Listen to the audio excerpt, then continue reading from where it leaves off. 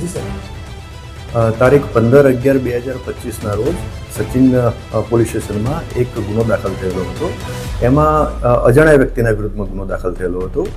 એ અજાણ્યો વ્યક્તિ એના મોબાઈલ ફોનથી રાજકોટ જેલમાં એક અડાજણ પોલીસ સ્ટેશનના ગુનાના કામે 3 આરોપી જ્યુડિશિયલ કસ્ટડીમાં હતા. એના સગા સંબંધી પાસેથી જેલર તરીકે ઓળખાણ આપી અને એમની પાસેથી પૈસાની માગણી કરતો હતો.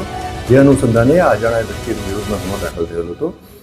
ગુનો દાખલ થયા પછી ગુનાની તપાસના કામે જે નંબર ઉપરથી ફોન આવતો હતો એનો CDR મેળવવામાં આવ્યા અને બીજા મુદ્દાઓ પર પણ તપાસ હાથ ધરવામાં આવી.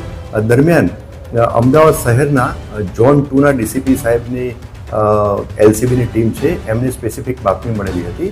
એ બાતમી આધારે એમણે આ આરોપી જે છે એને ઝડપી પાડ્યો હતો.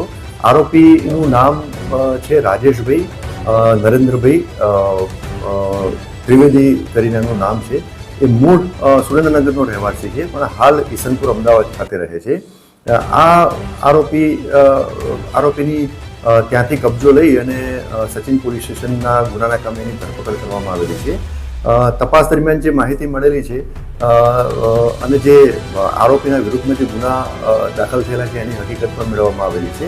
તો આ આરોપીના વિરુદ્ધમાં ગાંધીનગર, અમદાવાદ શહેર અને અમરેલી જિલ્લાના અલગ અલગ પોલીસ સ્ટેશનમાં ગુના દાખલ થયેલા છે. ભૂતકાળમાં આ આરોપીએ પોલીસ તરીકે ખોટી ઓળખાણ આપી, મહેસૂલના અધિકારી તરીકે ખોટી ઓળખાણ આપી અને ફૂડ સેફ્ટી ઓફિસર તરીકેની ખોટી ઓળખાણ આપી અને આ રીતના પૈસા પડાવતો હતો. એટલે આ રીતની એની મોડસ ઓપરેન્ડી છે. આ આરોપીએ જસ્ટ ડાયલ મોબાઈલ એપ્લિકેશનમાંથી અડાજણ પોલીસ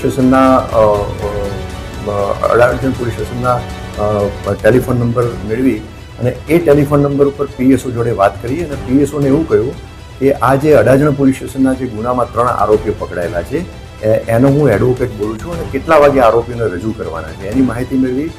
તદુપરાંત આ 3 આરોપીઓના જે સગા સંબંધીઓના મોબાઈલ નંબરની પણ માહિતી અને PSO પાસેથી મેળવેલી હતી.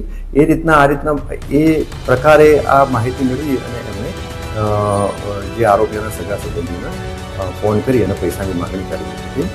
હાલમાં ગુનાની તપાસ ચાલુ છે. બીજું કે આ જ આરોપી વિરુદ્ધમાં 18/11/2025ના રોજ મૈદરપુરા પોલીસ સ્ટેશનમાં પણ એક ગુનો દાખલ કરવામાં આવેલો છે અને એમાં પણ મોડસ ઓપરેન્ડી સેમ પ્રકારની, એટલે કે જેલના અધિકારી તરીકેની ઓળખાણ આપી અને એણે એક બીજા આરોપી કે જે જ્યુડિશિયલ કસ્ટડીમાં હતા એના સગા સંબંધી પાસેથી પૈસાની માગણી કરી હતી. એટલે આ સંબંધે પણ મૈદરપુરા પોલીસ સ્ટેશનમાં ગુનો દાખલ થયેલો છે. Welcome to Surat Today 22.